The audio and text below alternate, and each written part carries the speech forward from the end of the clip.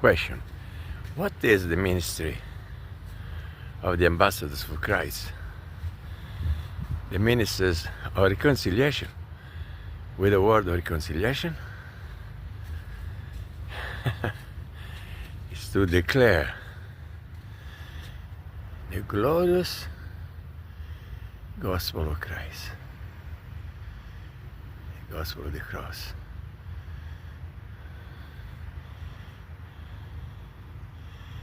Am I right? I see a nest, bird's nest on top of this tower.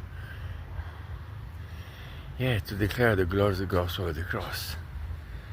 So the people can receive the free gift of salvation that God has provided by the death, burial, resurrection of Christ. It's not to be religious or to oppress people with religion. Let the religious people do that. But to proclaim salvation.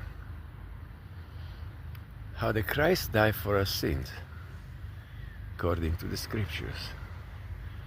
And he was buried.